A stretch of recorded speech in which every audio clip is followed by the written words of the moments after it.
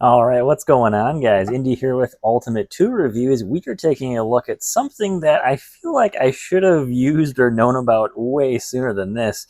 Haisstronica, I think that's how you say it, Haisstronica. They sent me these solder steel wire connectors, and if you're seeing like the blue butt connectors or crimp connectors, a lot of different names for those things, those are kind of a pain in the butt because you can't really tell how those things are connecting. So I've got these connectors here, basically similar to the crimp connectors, and you can actually see inside of these. And that allows you to actually see that you're making a connection with the wire. Now what's nice is they actually are printed on each one. Hey, what size wire gauge you can use for this? This is 14 to 16 gauge wire. And of course, these are heat shrink. Now, they're heat shrink in the way that you can heat shrink all of it together. So you're heat shrinking everything. You're not just going to be like heat shrinking the sides closed and you still got to kind of crimp the middle. No. These things, you actually will heat shrink the entire thing, which is really, really cool. I've never seen anything like this before. Even though I looked online, this has been out for years now. I had no idea this even existed. And I'm like, well, is this like super expensive or something? No, these actually are not expensive at all. So I'm like, wow, I really got to try this out and see, hey, does this actually work? And the other thing, too, is they're claiming IP67 rating on these things. Now, of course, depending on how well you crimp these things closed, that's going to be what matters. So you want to make sure that you crimp these things closed as good as possible. So, I mean, look at this. Waterproof hot melt adhesive, heat shrink tubing, low temperature solder sieve. That's pretty cool. Almost kind of seems like too good to be true to me. I mean, I've done this stuff for plenty of times with crimp stuff, and that stuff is never watertight. It always lets in water. So this is kind of cool. All you need is a heat gun, which you got right here, and let's give this thing a shot because I am really, this to me is like no way this can do all of this. So let's pop this thing open and see if this actually works. Okay, so first off, I've got some 16 gauge wire. Just like anything else you want to crimp together, you're going to be stripping the wire down to the bare metal.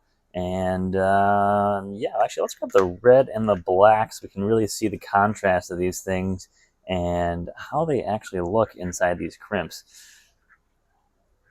Doesn't really tell me how much to leave in or leave out. So I'm just going to do, get about 1/2 inch to 3/4 inch here. Okay, so online it says that you take one of the wires and you feed it all the way through. There we go. It's all the way through. And then you want to kind of intertwine these a bit. So do something like this so they kind of mend together sort of as best you can.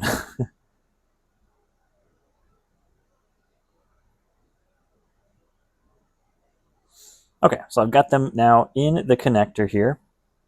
So what we're going to do is start the heat gun, and I guess we want to get the sides done first so it kind of locks it in there. So I'm going to put this thing on auto.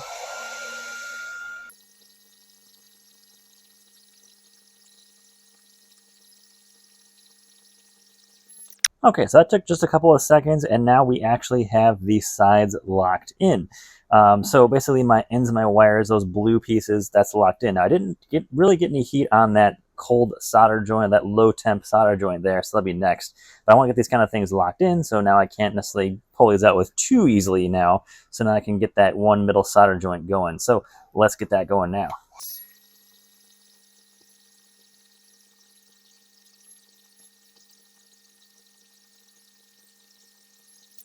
I pulled it out a little bit while it was all still hot. I don't think that's going to mess it up, but I'm going to do a couple of these anyways. But I mean, that's not too hard.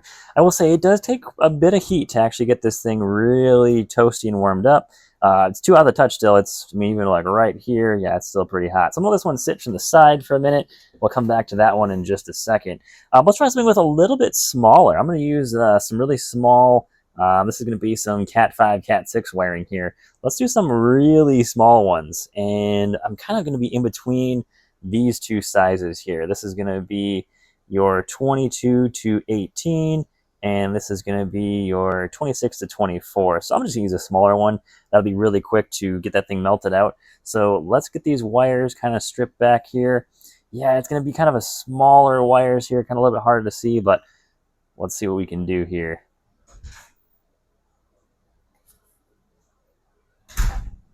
Okay, got those wires nicely stripped out here. Okay, there we go. I got this thing set up now, so my wires are definitely crossing in between there. Just need to get some heat on each side to get that set, and I can get that little solder joint in there set. Now, with this being a lot smaller, I'm assuming this should be a lot quicker of a process here, so let's find out.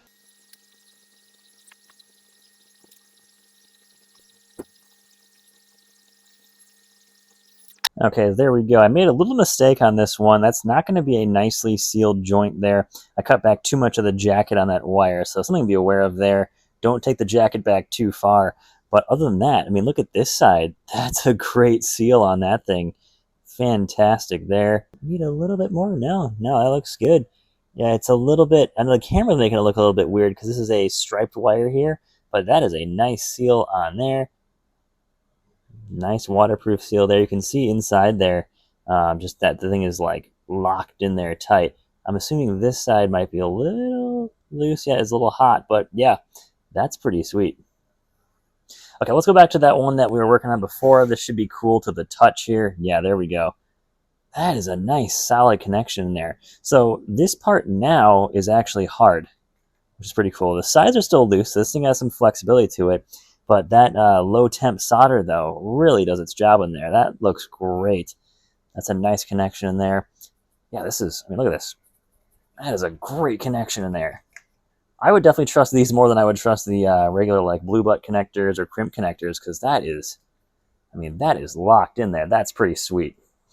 Okay, let's have a little fun. We'll do one more here. Let's do one of the big ones, the 10 to 12 gauge wire here. I'm not going to actually connect two connections here. Let's just melt this onto this wire and really look at how this thing works nicely here.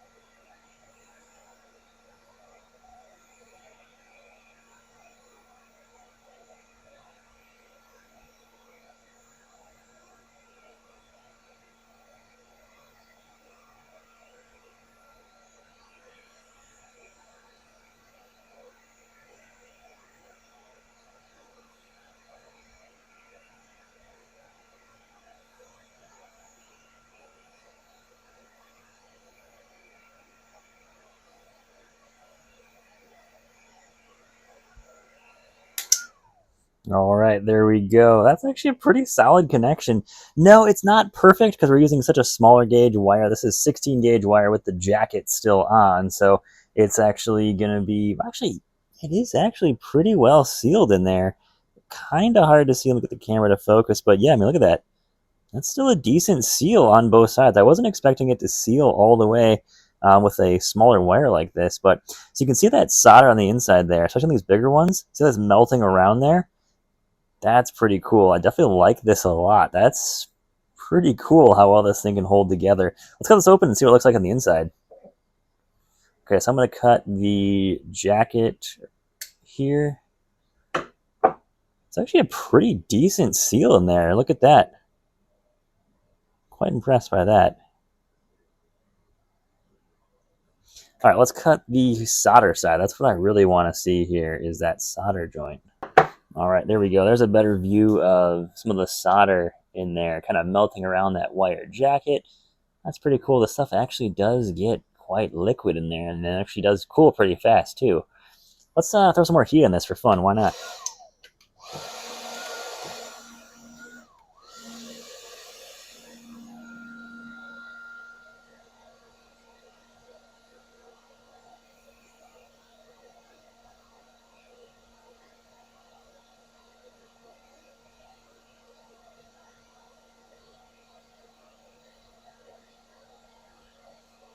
Yeah, look at that solder melting up again.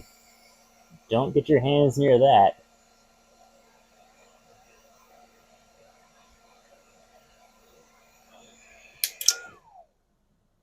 Yeah, check out that. There's that low temp solder that's in there. That's pretty sweet how that stuff works without too much temperature either. That's a good sized solder joint. I'm actually really impressed with this. All right, guys. So at the end of the day, this stuff is pretty cool. I'm actually quite impressed with how well this works with some really nice quality joints.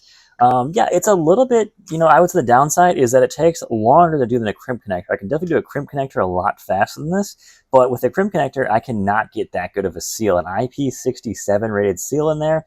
Also, I would definitely trust the joints in here a lot more than I trust the crimp connector, because I'm actually melting a solder joint in here with the wires connected to it. So way better joint here. Yeah, you're going to be using a heat gun. You need to buy another tool for that, of course. Yeah, it takes a bit longer.